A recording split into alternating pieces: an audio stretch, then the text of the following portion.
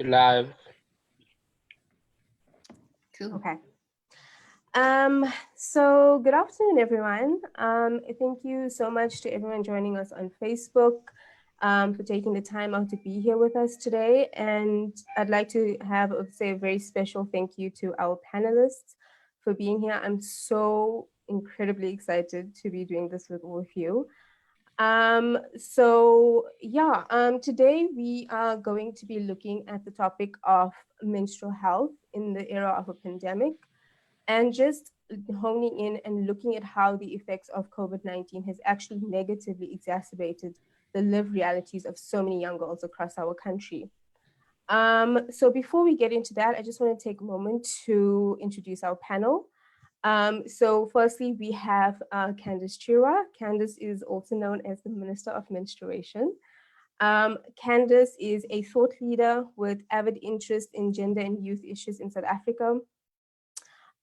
She has a award-winning NGO called Curate that does amazing work with youth across South Africa. And Candace is also a gender activist. So thank you, Candace, welcome. Next, we have Marcia Zali. I'm pronouncing that right, I hope. Marcia, forgive me if I'm not. Marcia is a Tembisa-based citizen journalist from Health E-News. She has won several awards for her articles pertaining to health in South Africa. She has worked for ENCA as well as ANN7, and she is now a health journalist at Health E-News. So welcome, Marcia. Thank you for joining us. Thank you for having me. Next, we have Dr. Matlana. Dr. Matlana is a specialist psychiatrist and a businesswoman who uses her skills as a clinician and her entrepreneurial interest to innovate and impact on the health of South Africa. She is also the co-founder and a social enterprise, that manufactures and distributes Mina menstrual cups for young girls and women from impoverished communities. So welcome, Dr. Matlana.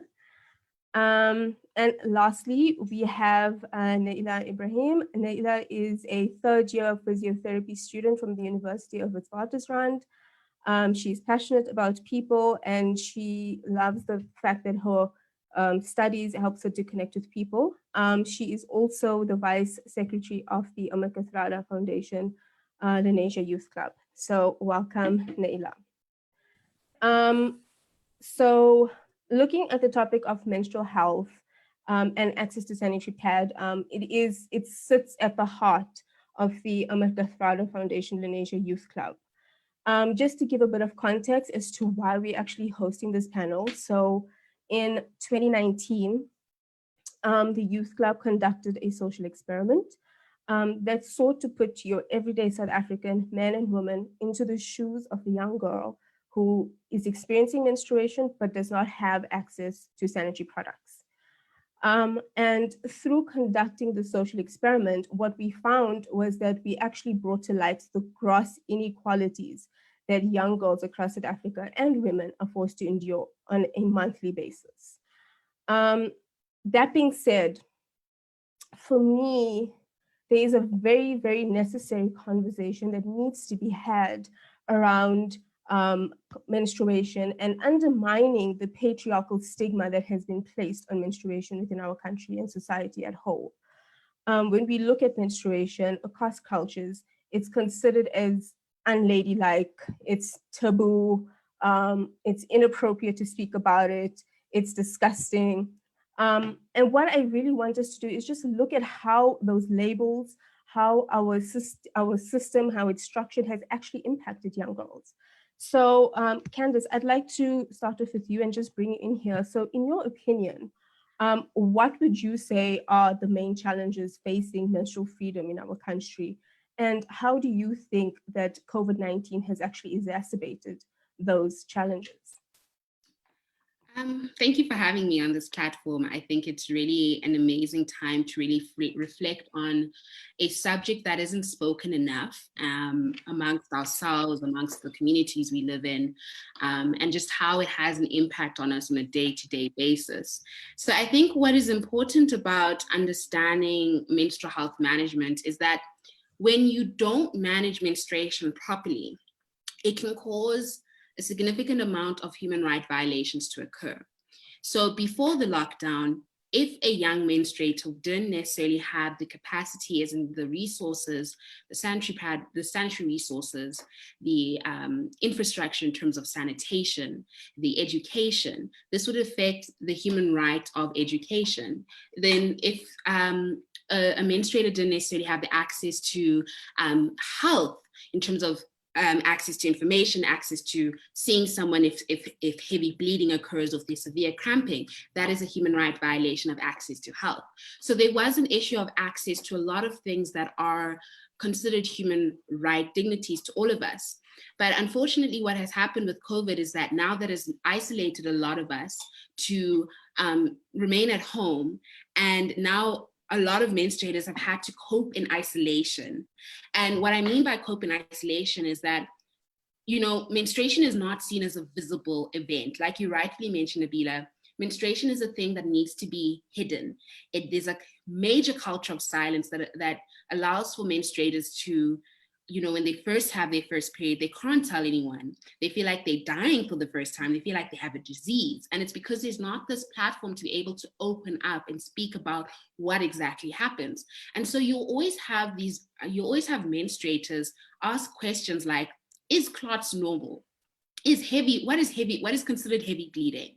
Is soaking through a tampon every 2 hours considered normal? Should I see a doctor? And it's because there's a lack of awareness and education around menstruation, which is an issue. So you can imagine now, before the lockdown, what has been happening in terms of the lack of education and information now. But I think also there are a lot of opportunities to discuss about how not only menstruators, but health workers who are predominantly women need access to these menstrual products during this lockdown, right? Because they have to work very long shifts. And so if these same institutions that expect them to take care of their population don't have access to these products, it is an issue.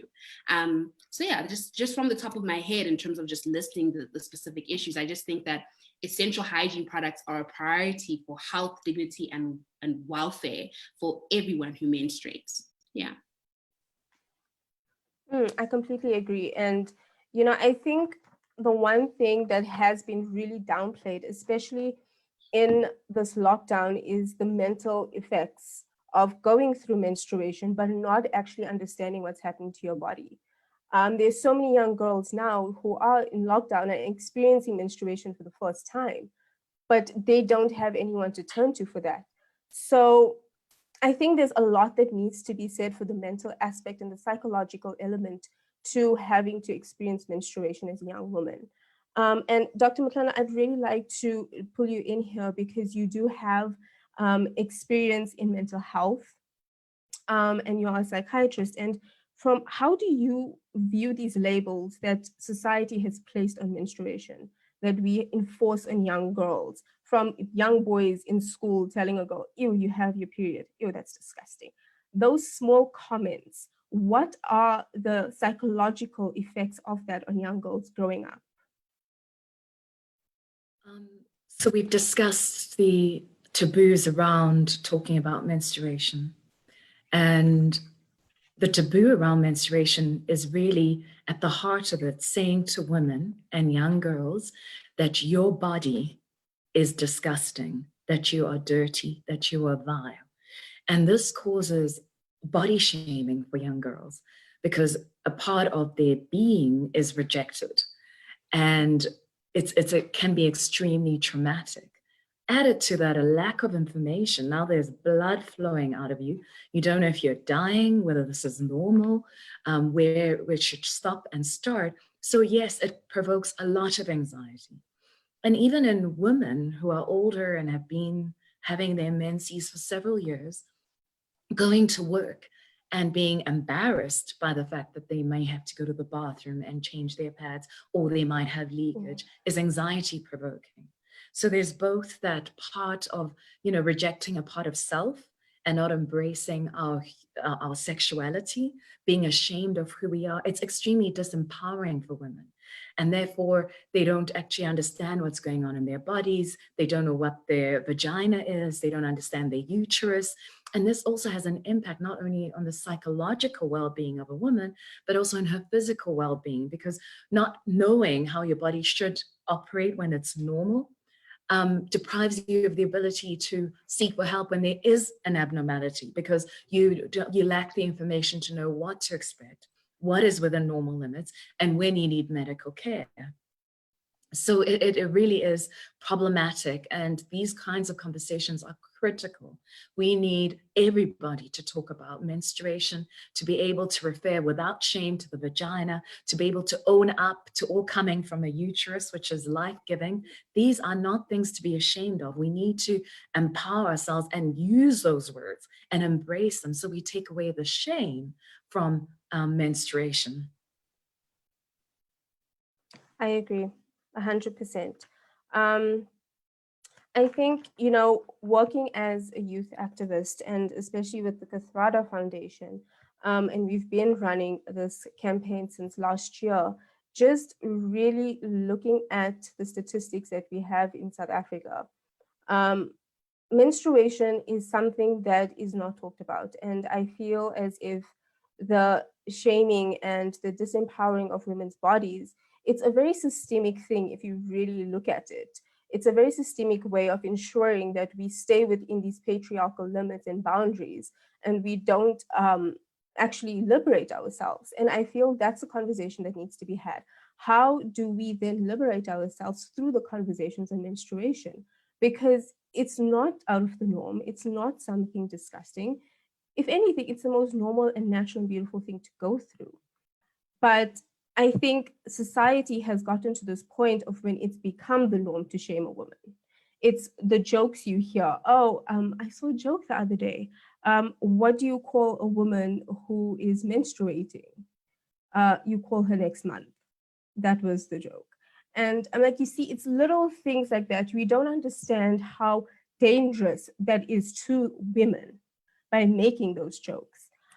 So I think, Neila, maybe you could shed some light on this, being a youth activist in the club, experiencing what you've experienced through the social experiment. Why do you believe that this is a fight young people specifically need to be taking up? And what are your views on it? So firstly, I believe that like anything, like water, sanitation, menstrual products are basic need. It goes hand in hand, like Candace said, with the right to dignity. Simply because menstruation is not a choice, it's a biological need. So in a pandemic, especially when you have the option to buy food or to buy menstrual products, it's a no-brainer. And this has been a problem long before this pandemic. There are thousands of girls who miss school on a daily basis because they can't access menstrual products due to financial constraints, or like we've mentioned, often because of the stigma and the shame that still exists around acknowledging and discussing female health and menstruation. So I think it's important for us as youth activists to start identifying and tackling these issues.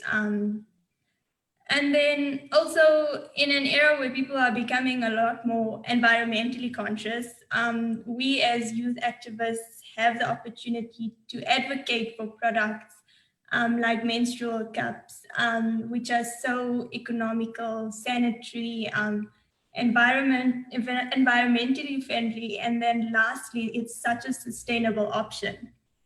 So I think it's important to get involved because as youth activists, I think we have a lot to offer in this regard.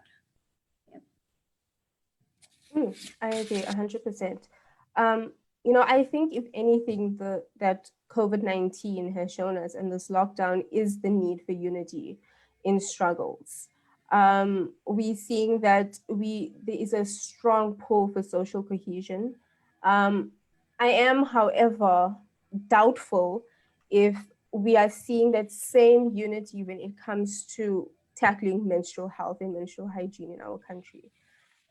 There are initiatives that have been created and they're beautiful, and I think they need to be acknowledged for the work that they do in ensuring young girls have access to menstrual products. And, you know, our government as well, I think, you know, it troubles me that it's not something that's at the forefront.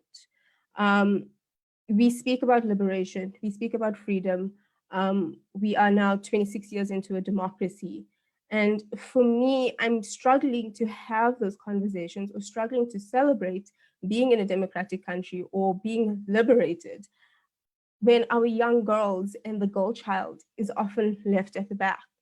Those are your side conversations. Those are your little nice add-ons to make it seem as if, you know what, we're actually very progressive. But now when we look beneath the surface, how progressive are we as a country if this is something that we are still seeing as a luxury product to have?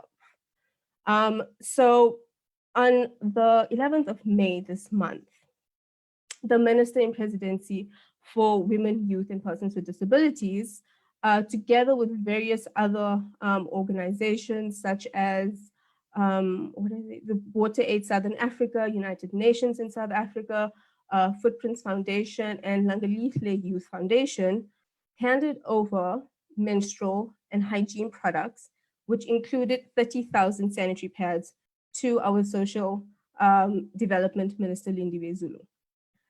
Now, I have a lot of issues with this, right? Firstly, you're handing it over on the 11th of May. That was day 46 of our lockdown, right? So it took you 46 days to get to the realization that young girls don't have access to sanitary pads because they're no longer in schools. That's one thing that I find real issues with. And the second part comes in where we are saying we are giving 30,000 sanitary products. We have a population of 2 million females in this country. Yes, those 30,000 may be benefiting some women, but that's a very small percentage when you're looking at the broader public. And a lot of these, and in the statement that was released by the government, they were saying that they'll be targeting youth care centers, GBV centers, young girls who are part of programs that were hosted at schools, and that's great, right? I'm not going to shoot them down for that, that's great.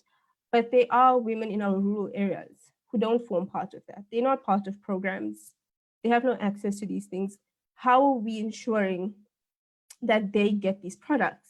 So Marcia, I'm wondering, you know, because you do have such a broad and extensive experience looking at health journalism, you've done a lot when it comes to women's health in South Africa. In your opinion, do you feel our country, our government, society, businesses, civil society, do you feel enough is being done to ensure that the menstrual health topic is a priority, or is it something that's considered to be a side conversation?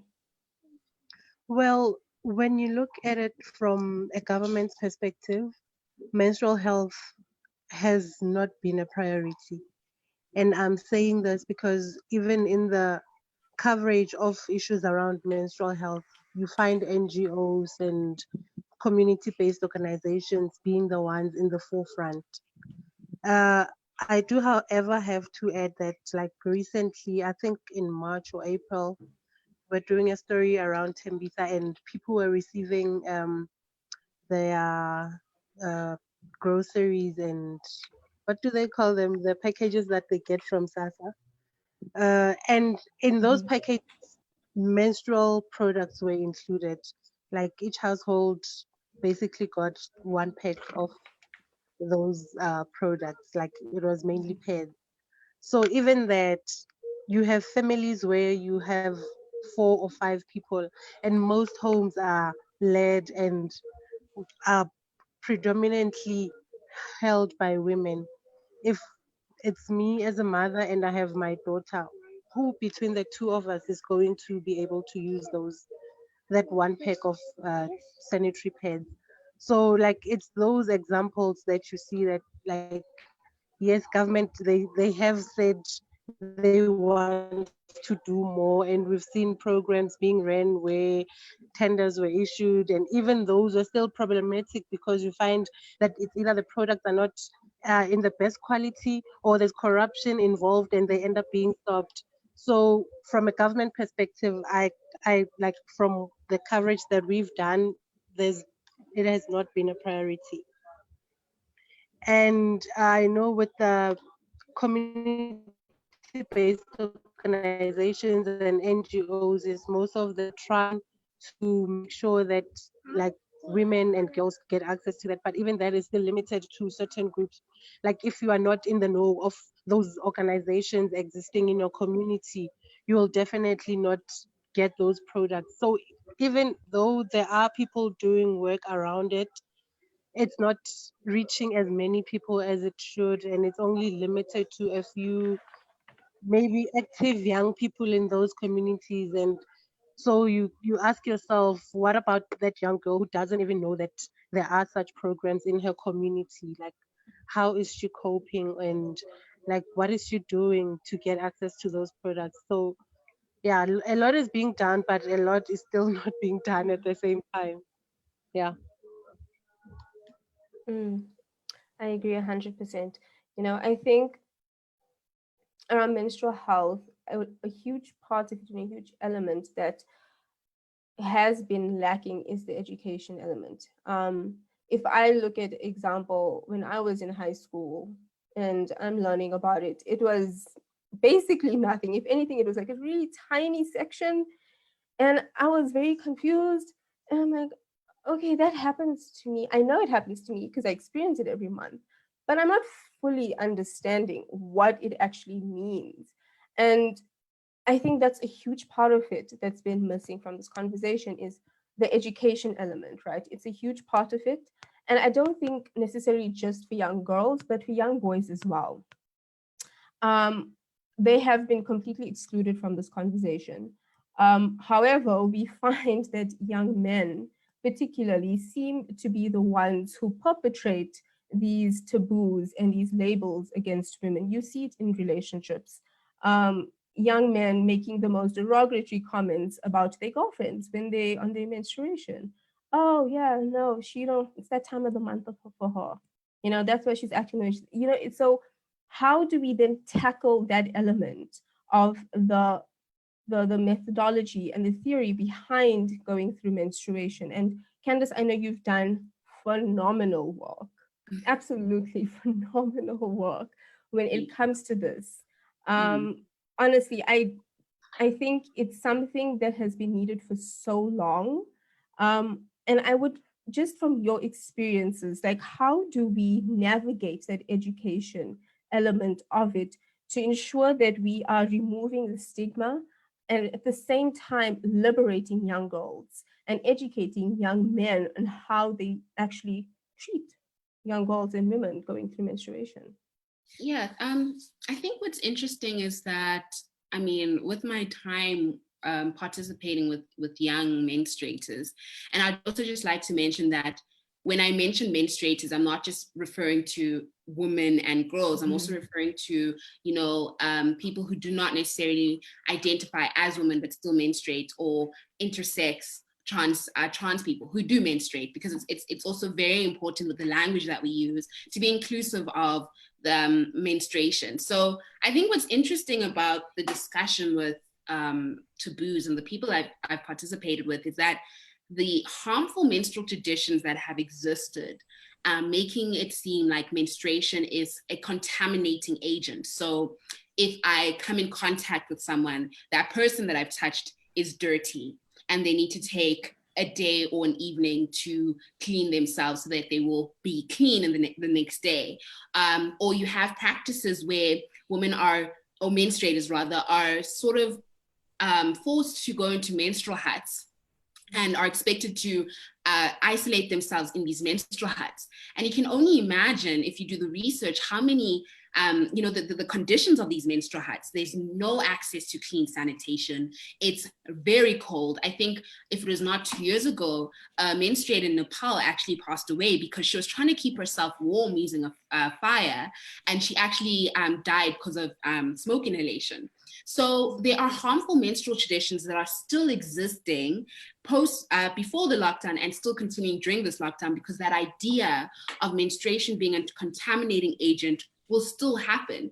And so menstruators are therefore forced to isolate themselves in conditions that are not sanitary. And that can therefore be a further risk to their health. And as Dr.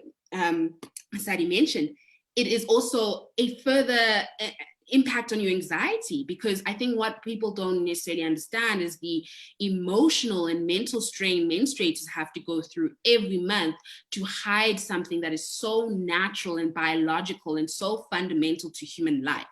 And it's really such an interesting discussion to have, especially when I engage with youth participants, where we really do myth busting in the form of fun activities, right? So it's a simple thing of having the participants stand in a room and asking them whether they find the facts on the board to be true or false. Mm-hmm. And you'll find most of the time they gain enough confidence because they're not in front of their adult, their parents, their adults who have told them these myths, and they gain the confidence to say, I know this is false, and I'm going to gain the confidence to own my body. So I know that for a fact that if I touch food, it won't get rotten because I know the facts and I need to own it. And so it's such an empowering thing when we run these workshops.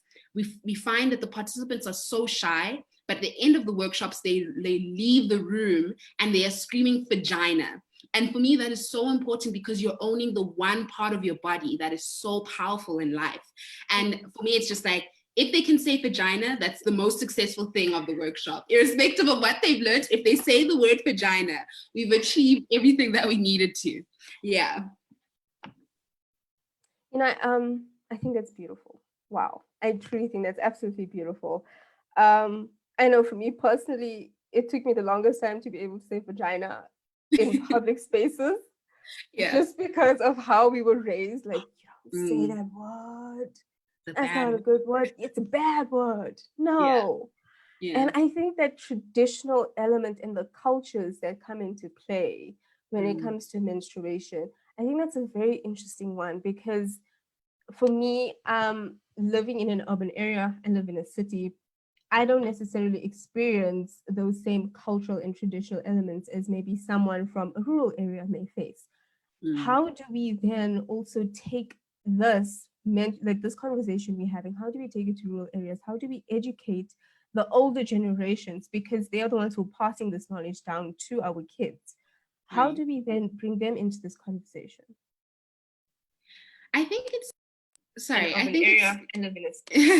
think it's a matter of, the way we run our workshops, it's really run for people to take control of the content that we provide to them, because we don't come in and impose our views.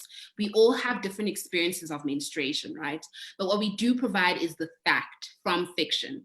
And what's interesting is that the adults that are able to sneak into the workshops, which are primarily teachers and guardians, they will sit in these workshops and they'll feel so inspired by the fact that these young participants are owning this topic, and they're owning the fact that they're taking a pledge, which we always say at the end of the workshops, which says, I pledge to tackle period stigma so that no one feels embarrassed talking about periods, right? So by creating that sort of like a community, we know that people won't feel embarrassed when they start menstruating. They won't feel embarrassed to ask their teachers or their guardians or their parents for a sanitary product because they own the content. Mm-hmm. And so I think when it comes to teaching the older generation, we also need to understand that there was also learned behavior, it was learned knowledge from their previous generation. And so there is some sort of work of dismantling the fiction, and it does take time. With older generation, it does take time to really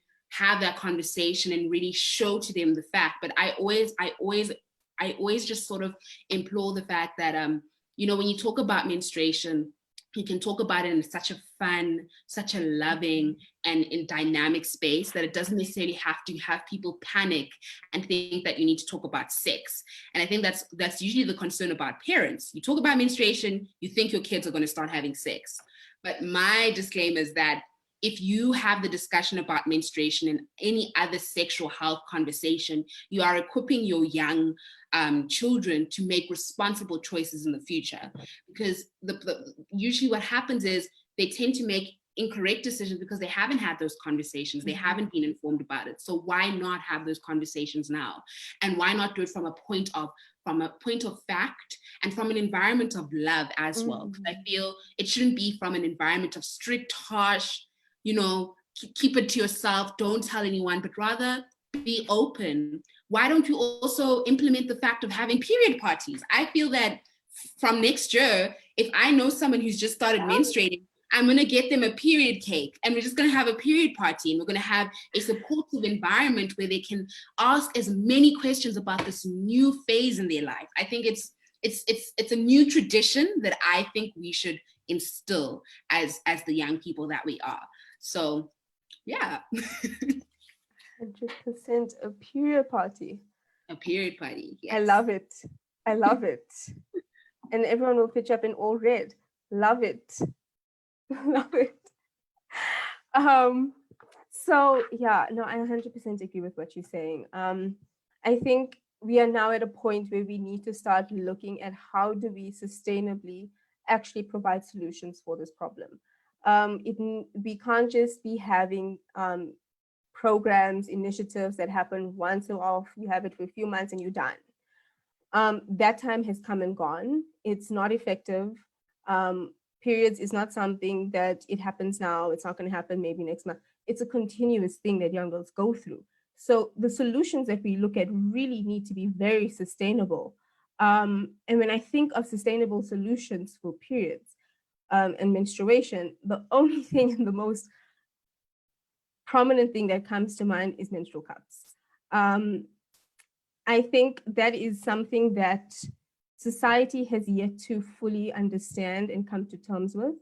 I know as well, speaking to people from an older generation, it's not necessarily something that they actually lean towards because it's considered to be out of the norm.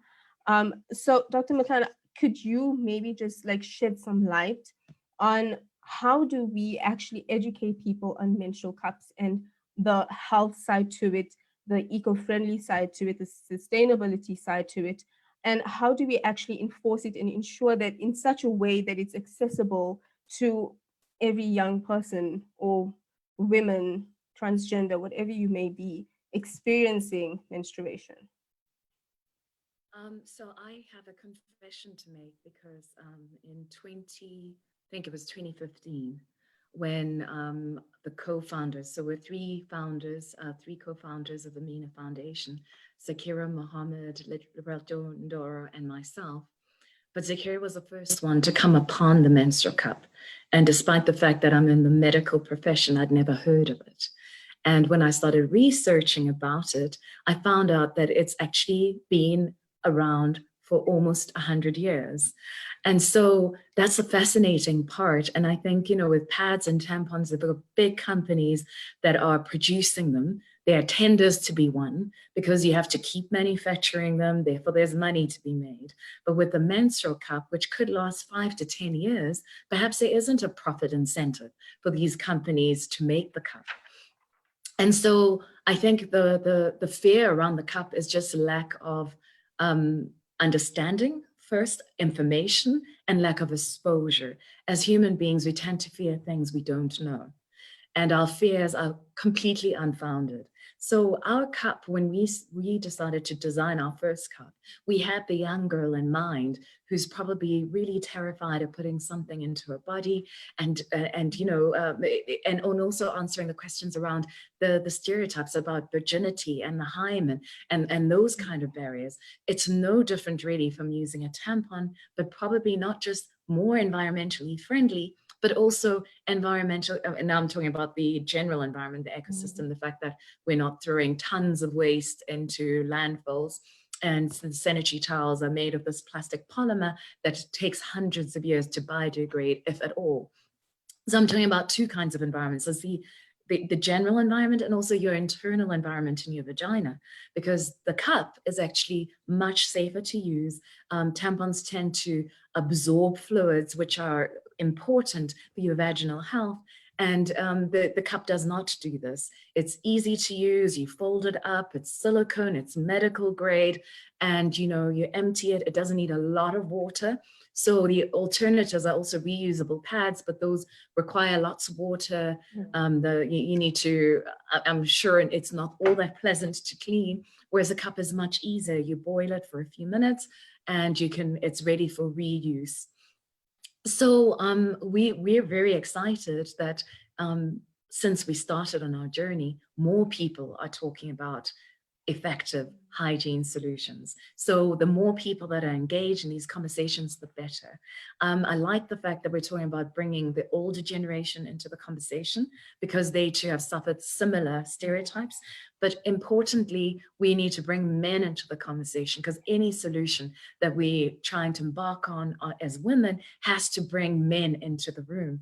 And I'm touching on a previous topic that you spoke of, the stereotypes that men have around women. So premenstrual PMS, PMS syndrome has actually no scientific basis. So it's a social construct, and we need to deconstruct that. All of these things that we're talking about are social construct, which means that it's in our power to deconstruct them. But it's going to take a lot of work and dedication from all of us as a collective to do that.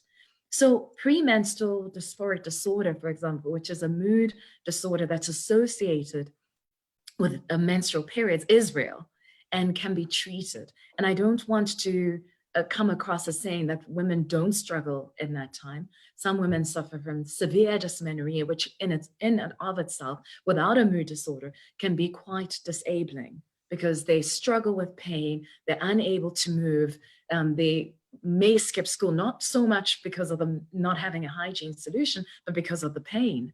So they are distinctive areas where women do suffer, but it's not all women. And the stereotype that we, all menstruators, maybe to use the right terminology, thanks Candice, menstruators go through, because now all of a sudden, if you're having a bad day, it's PMS. Those are the kind of things that do untold harm to girls too, and women and menstruators. But getting back to, how we work with the young women is very similar to the model that Candice was talking about. It's really about empowering menstruators, getting them to own their bodies, speak up freely about their vagina. But I want also to emphasize that this is so critical in molding women who can negotiate healthier sexual relationships with partners, because we know the level of sexual violence in this country, and the fact that women often are on the receiving end because they're unable to negotiate safe sex, for example. And in these workshops, the fact that they can start taking ownership of their vagina, make choices for themselves, is part of the road of empowering women or menstruators. Thanks. Definitely, I agree. Some part of the older generation, I use older terminology. I love what you just said. I think there is, when we are looking at as the sustainability of this, and we are looking at Mina cups and other menstrual cups that they are out there is a huge part of it that we do need to take control of the narrative around them, to ensure that there isn't these misconceptions around it, because there are a lot of that. I've had various conversations with people around Mina cups, and the one concern is it going to break my hymen? And so it's a huge thing actually, and I think it's downplayed a lot, and we need to have those conversations. But a broader conversation, and also I think that we should hone in on, when looking at sustainability and looking at how we engage with menstruation in a healthy manner, is actually addressing the misinformation that's being broadcasted around it. And for me, I think that is a field where the media actually plays a huge role in, and they should be continuously. So, Marcia, in your views, how would you say the media could actually play a role in further educating society, especially if we are hosting workshops, but they can't be taken to certain areas? How do we disseminate information in a way that is healthy and constructive to this conversation?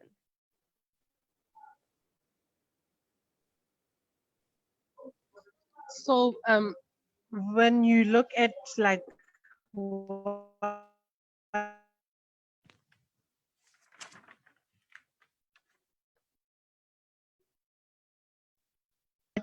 we have done about it, and like we had because Healthy has got journalists from different parts of the country, and we all went out to different locations, be it in the rural areas, in the townships, in the suburbs, and most of the women that we spoke to, like they were afraid or terrified of even like thinking of ever trying to use the menstrual cup.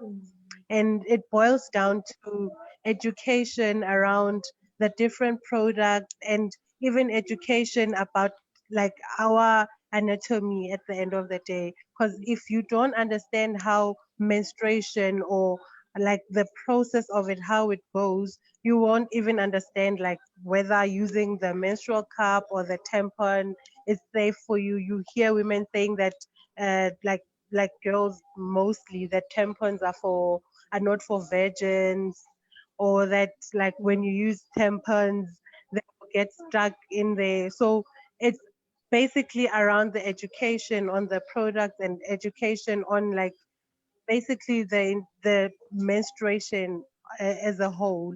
So as the media, I think our role is to like make sure that we're on the ground, like we speak to experts, we speak to the like especially around the menstrual cup, the producers that are in the country, and just getting the information to the different like societies on the products and the benefits of those products, and also busting the myths around menstruation, around even those products.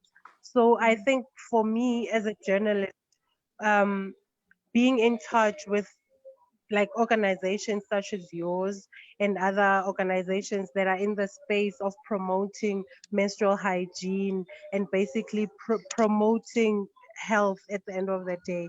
And that is mainly what I focus on doing. And I think it's important for other media houses as well, or other journalists, to also be on the ground and just make sure that the conversations keep going, make sure that people know what is out there, especially now during the pandemic. A lot of issues that affect women have sort of taken a back seat. I mean, in terms of the funding, in terms of the activities around such initiatives, we only hear that the hotlines for GBV, for example, are active. But when you speak to women, you hear women saying they're not getting through to those hotlines. You get phones that are not picked up at the Tutuzela care centers, for instance. So like for us, it's to make sure that these issues are not forgotten, and to make sure that as much as we are focused on remaining healthy during the pandemic, we also make sure that people that struggled with access even before the pandemic remain in the spotlight, that nobody forgets that there are young girls who need these products and that there are women who need this product.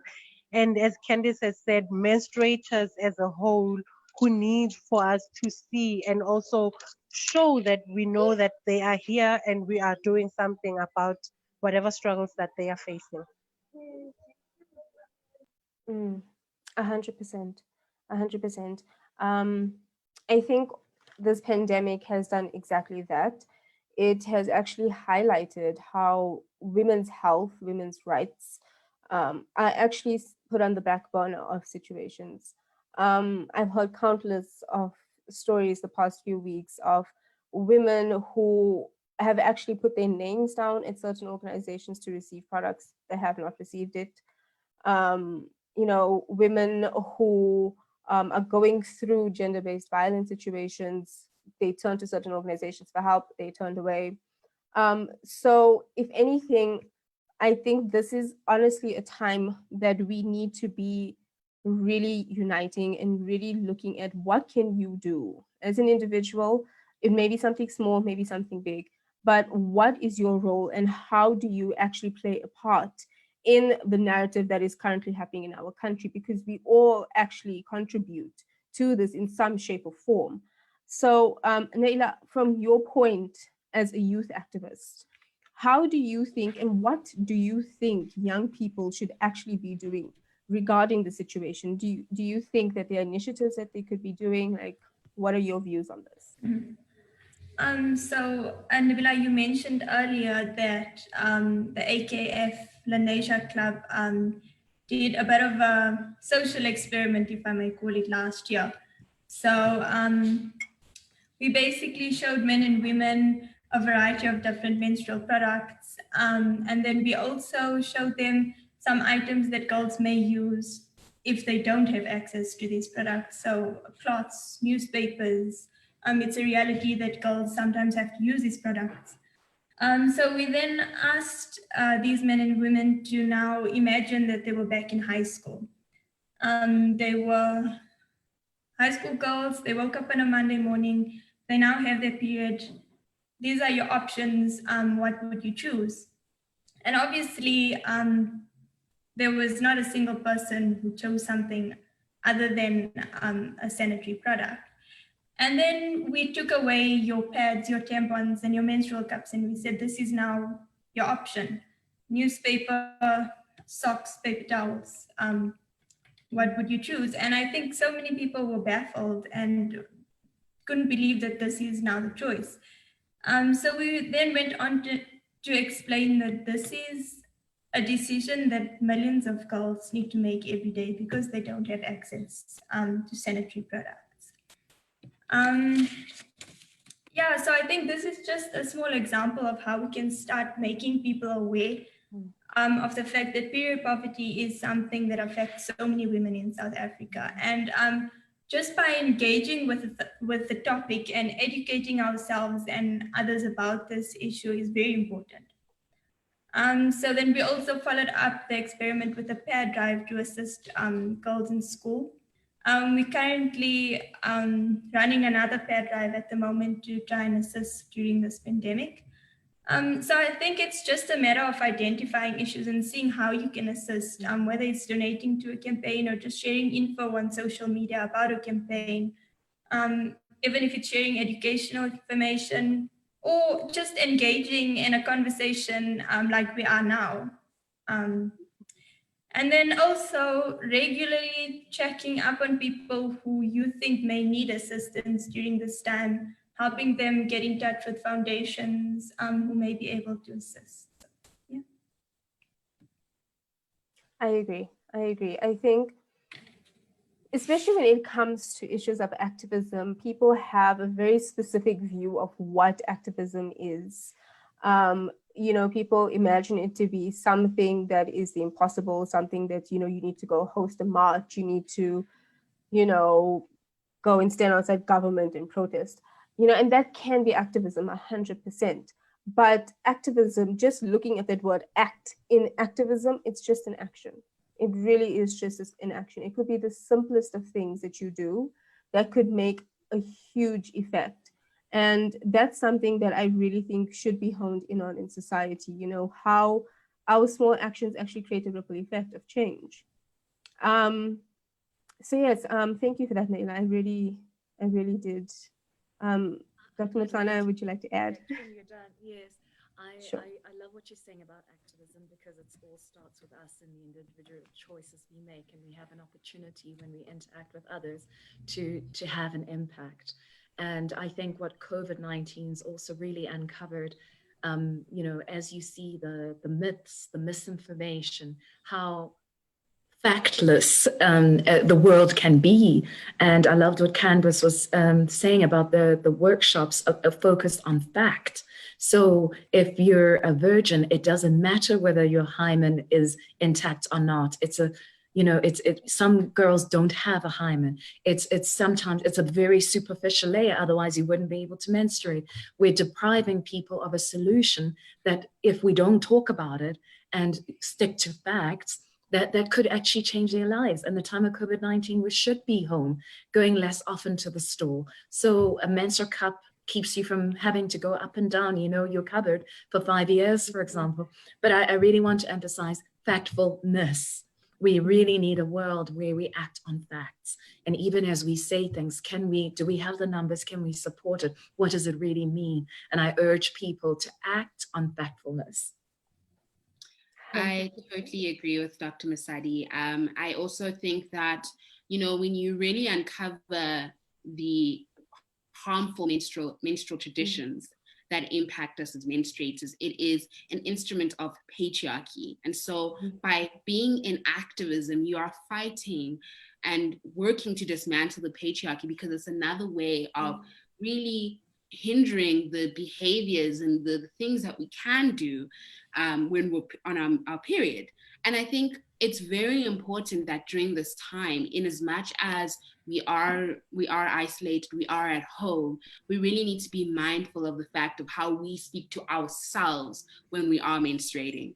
I find that it is so important to really prioritize self-care. And I think it's also a really great excuse to use the time of, I can treat myself to as many chocolates as I want to, because I can, and because I menstruate every month. I think we really need to pivot and shift the way menstruation is viewed. So, media needs to stop depicting menstruation as this thing of blue blood, because we don't menstruate blue blood.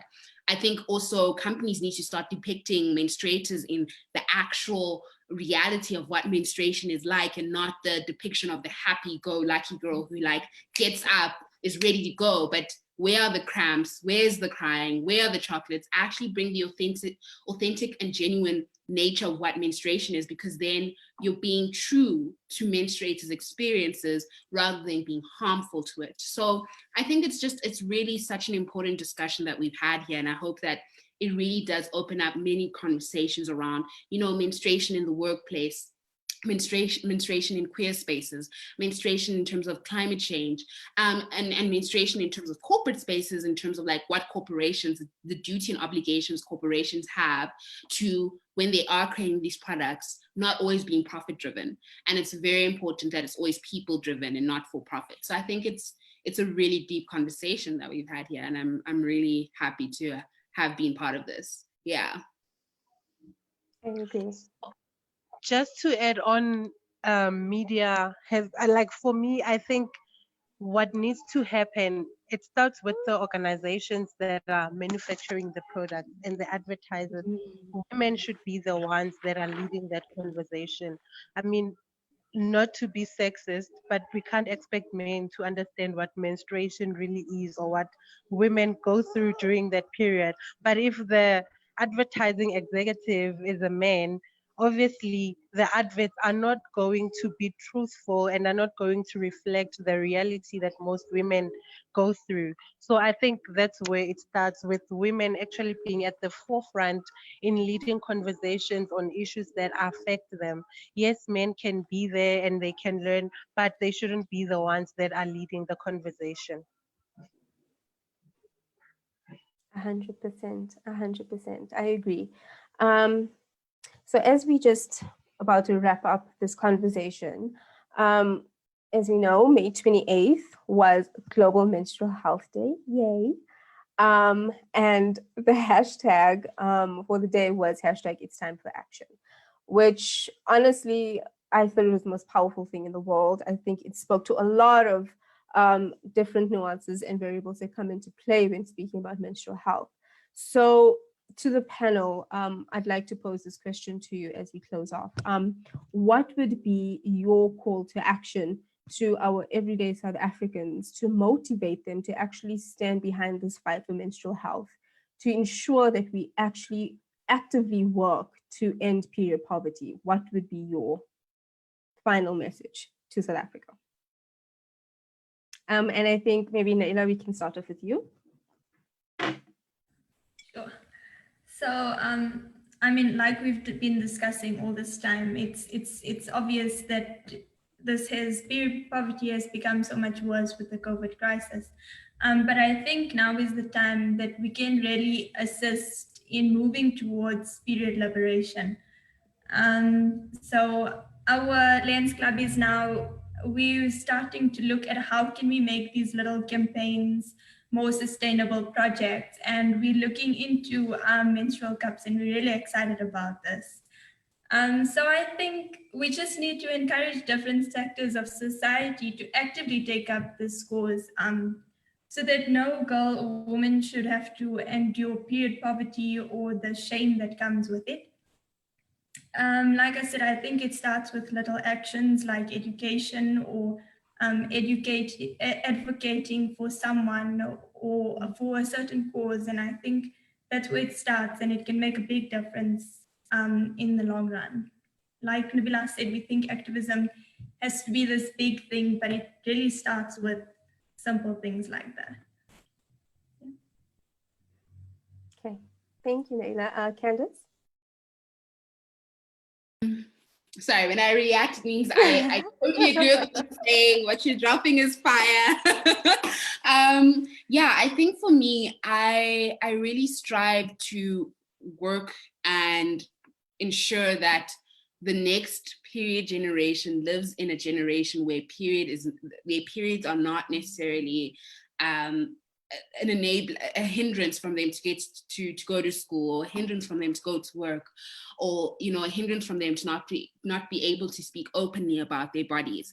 I really truly aspire to live in a world where we can talk openly about periods, where we can make periods visible, where we can give the same sort of like attention that we give toilet paper than we do to sanitary pads. Because I feel when someone drops a sanitary pad out of their bag, it's like the whole world is ending, and that shouldn't be the case. There should be some normalcy to period products that take care of us and that manage a very biological and natural event. And I think from my point, from Curate's perspective, we obviously can't be we can't do workshops because they're considered social gatherings, but we are still continuing to provide, the menstrual education through myth busting, and we still want to ensure that whoever can't openly talk about periods can through not only Curate but through the platform that I've created as Minister of Menstruation. So it really is, I think, the year and the decade really where periods should matter. It really should be. And I think it's time to really end period poverty. It's time to end period stigma and make things normal. Yeah. I agree. Dr. Mutlana? I can only echo what everybody said. One, we need the stigma to end. And we can only do this by making it a normal part of our daily lives and conversations with those that we interact with, making sure it remains front and center of the agenda for education. In schools, that we properly empower young menstruators, that we bring men along as partners. And so I don't think that, yes, men don't go through menstruation, but I don't think they lack empathy and that they aren't able to be our partners in this journey. Because I think part of breaking patriarchy is not leaving the men behind, because they too are somehow victims of the social construct.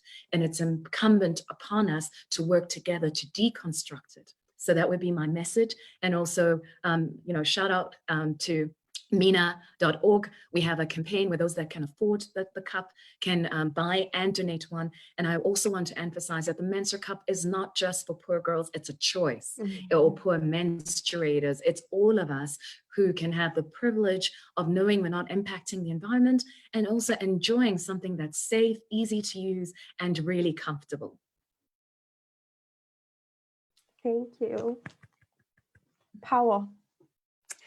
Marcia? Well, for me, as a parting shot, I think a point was made about everyone taking action.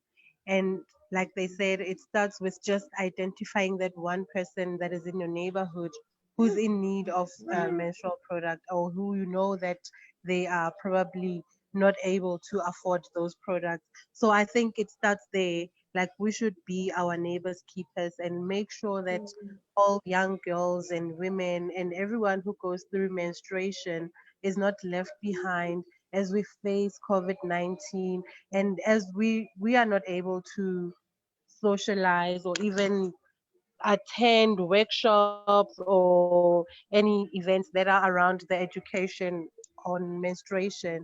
But it's just to make sure that we don't forget that these issues are there and that everyone is affected.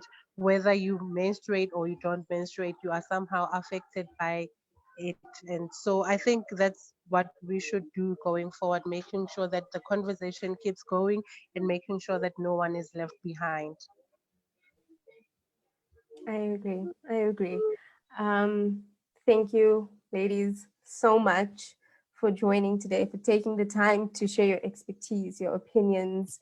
I really genuinely feel this was a very wholesome, nourishing, and a conversation that we actually should continue. Meeting the needs of young girls and women is central to an inclusive and equal global response to ending period poverty, and to promoting democratic values that are instilled in our constitution that speak of this, that we all have basic rights. We are all we all have the need for these things. So I think this conversation really spoke to that. It spoke to the importance of menstruation. You know, menstruation is essentially the matriculation from childhood and an induction into a reality that young girls actually don't have the option to negotiate. There is no "I don't want to do this" option. So I think when it comes to having conversations on menstrual health, there should not be a negotiation. When it comes to ensuring young girls in schools have access to sanitary pads, that should not be a negotiation. Their lives and their access to education, their access to a better lifestyle, that should not be a negotiation. So I genuinely thank you from the bottom of my heart for joining us today. Everyone who joined on Facebook, thank you for joining us and being here. Also, just to remind everyone that, as Naila has mentioned, the Ahmed Kathrada Foundation Lenasia Youth Club is still running our pad drive. For information on that, you can visit the Youth at Kathrada Foundation page, where you'll get more details about it. So yes, and also to those who have contributed already to our pad drive, thank you so much. It is greatly and deeply appreciated. This past week, I'm happy to announce that we actually started distributing our pads to the girls in the community. So every little helps. So thank you, and yeah, have a great day, everyone.